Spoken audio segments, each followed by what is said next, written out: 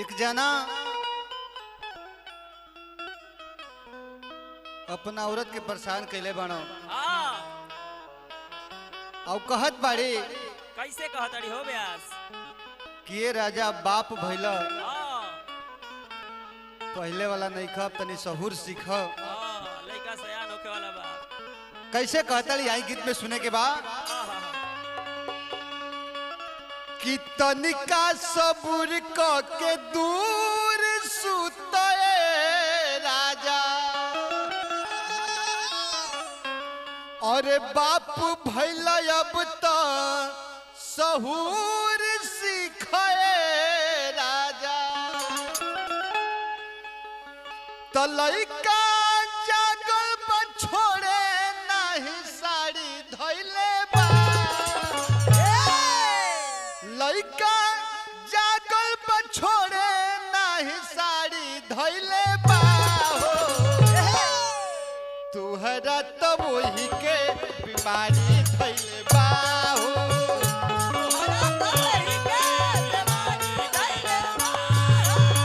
तुहरा तो वही के बीमारी धइले बा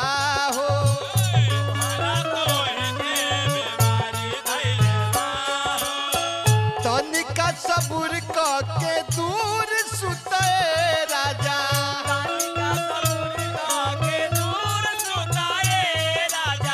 बाप भइल अब तो सहूर सीखे राजा तो लइका जागल पर छोड़े नहीं साड़ी धइले बा लइका जागल पर छोड़े नहीं साड़ी धइले बा तुहरा तो वही के बीमारी धइले बा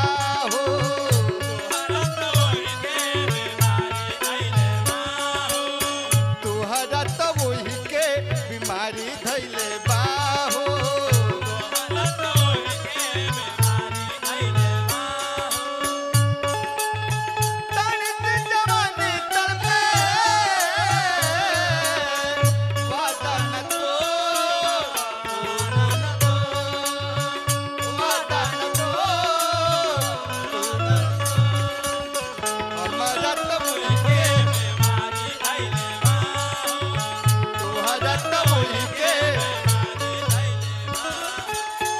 कहतारी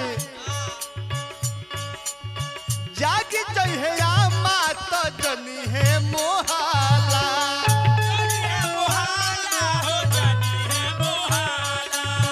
रात भर पर करी है उहाला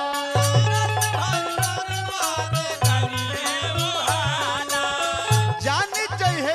मात जनी जाई मोहाला रात भर पर करी है उहाला कहतरे कि दी है रच रच हमरे के गाड़ी धइले बा दी है रच रच हमरे के गाड़ी धइले बा ए जी मान जाई न जाय हो बिछौना धइल बा लेके गोड़तारी सुत रही कैसे कैसे कैसे ब्यास कि दी है रच रच हमरे के गाड़ी धइले बा तुहरा तो वही के बीमारी धइले बा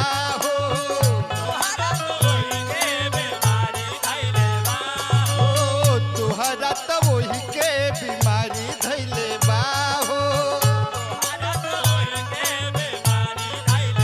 ये गोटेदार लहंगा निकलू जय डाल के ये गोटेदार लहंगा निकलू जब डाल के ये गोटेदार लहंगा निकलू जब डाल के ये गोटेदार लहंगा निकलू जब डाल के दुनिया चल जाए रे जवानी चाल पे दुनिया चल जाए रे तुहरा तो वही के बीमारी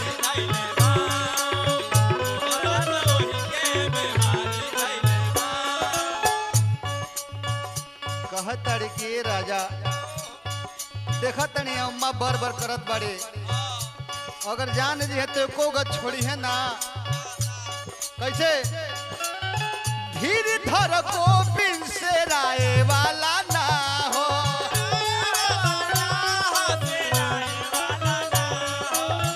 तोहर ही धन हो वो राय वाला ना हो। ए राजा धीर धर को बिन से राय वाला ना हो, तोहर ही धन हो वो राय वाला ना। कैसे तले के सुती जा बिछौना कोड़ तारी धइले बा,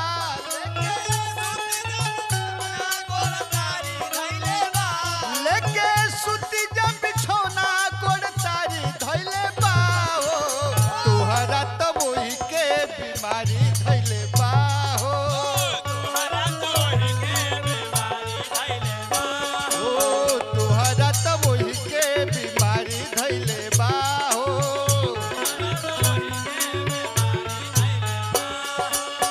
तुहरा तो वही के बीमारी धइले बा हो,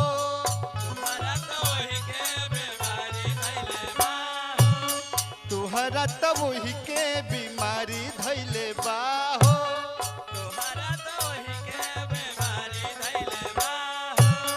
तुहरा तो वही के बीमारी धइले बा हो।